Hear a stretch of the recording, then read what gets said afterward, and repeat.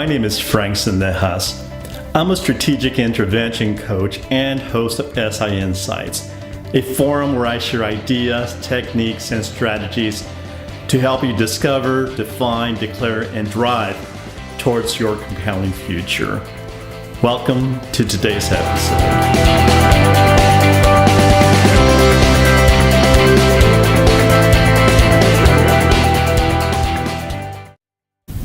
Today I conclude our series on grief and loss. Leading up to this final episode, I had a chance to cover the following items. Part 1 focused on grief and loss definitions, unresolved grief and incomplete emotional relationships, completion, and misinformation on dealing with grief and loss. Part 2 focused on helpful communication to a griever versus the information normally delivered. How to identify if unresolved grief exists, and STIRBs, short-term energy release behaviors. Part 3 focused on the solution, 5 actions to resolving grief and getting complete. Loss, discovery, and history. This is the construction of the loss history graph. And loss grief clues, examining the loss history graph for signs of grief. And part 4 focused on choosing the lost, completing, not forgetting, and the relationship graph. Each episode has included action items so that you can self-inquire to determine how grief exists in your life. The episode today will complete the grief series. However, I will continue to deliver content related to this topic outside of what I've presented, which is part of the grief recovery body of work developed by the Grief Recovery Institute. Today, I will conclude by covering recovery components. These are examining apologies, forgiveness, and significant emotional statements.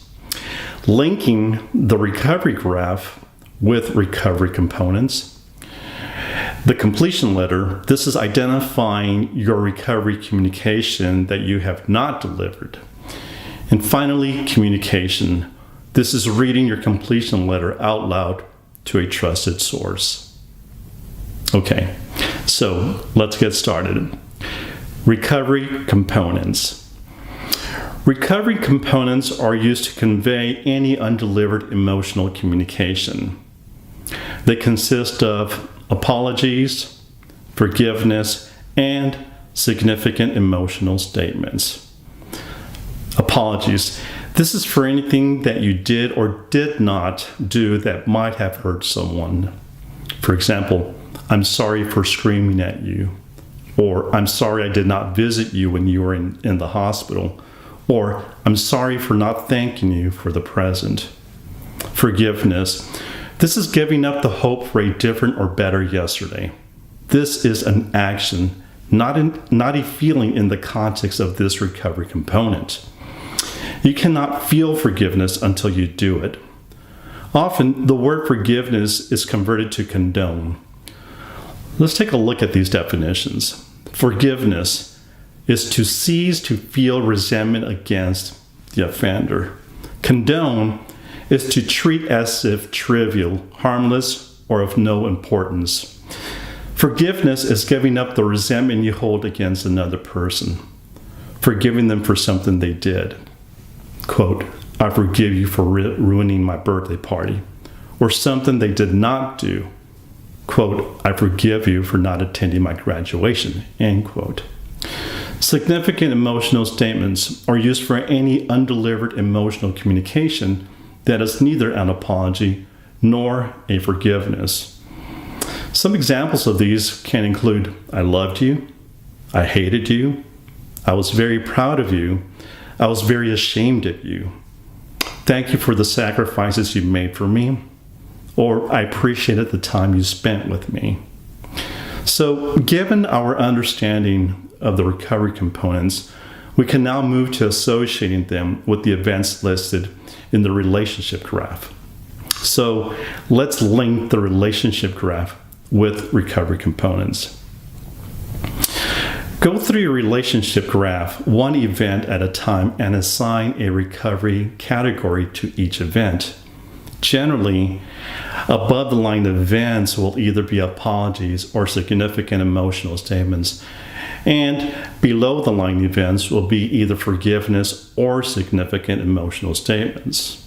Some events will require two categories, especially the negative events. So let's look at some examples from our relationship graph. Dad, thank you for buying me the bike I wanted for a very long time. This is a significant emotional statement. But I need to forgive you for berating and yelling at me in front of others while I kept falling down while learning how to ride it. This is the forgiveness. Another example. Dad, thank you for taking me to the father-daughter dance. I felt like I was the biggest priority in your life that evening. That's a significant emotional statement. And I want to apologize for not saying thank you at the end of the night. I'm sorry. That's the apology. Now, the completion letter. The completion letter is written to help you become complete with everything about the relationship that has been unfinished for you until now. The letter allows you to keep fond memories and all positive aspects of the relationship. You can also keep your beliefs about heaven and other spiritual principles. You will now be able to say goodbye to what is incomplete. You will be able to say goodbye to any pain you associate with the relationship, including any unmet hopes, dreams, and expectations. You can also say goodbye to the unrealistic expectation of getting something from someone who could not or would not give it. It is most important to remember that goodbye signals the end of the communication, but it is not the end of the relationship. So we open the letter using the name or title that best represents how you remember that person. Dear Dad, which can be followed by a review statement, which can read something like, I've been reviewing our relationship and I have discovered some things that I want to tell you. This is then followed by, Dad, I apologize for ...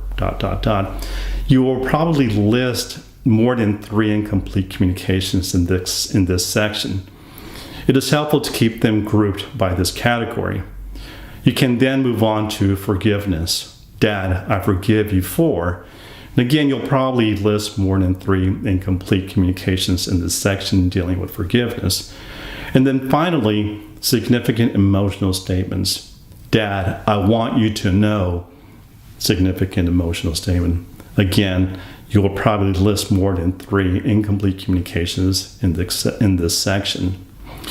You create your closing statement based upon your unique relationship. You might say, I love you, or perhaps, I need to go now. Use what is true for you.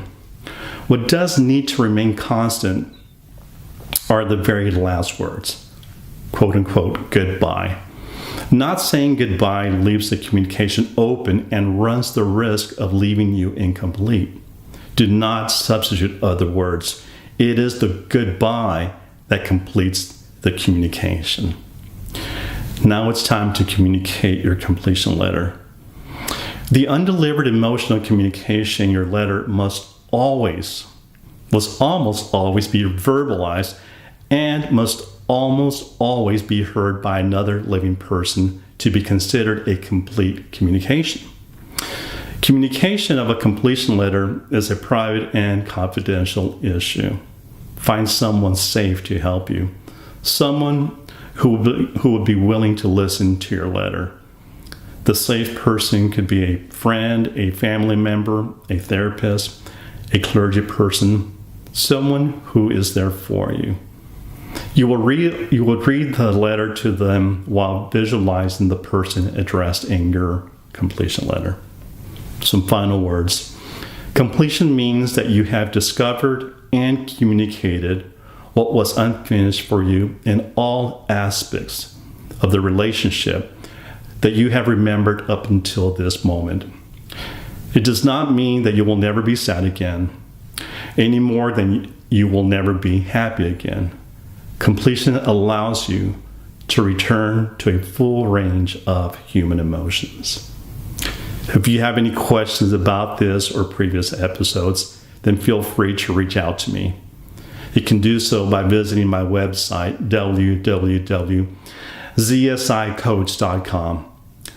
You'll find a link to send me a question or to schedule a clarity session with me. Thank you for watching this episode of SI Insights.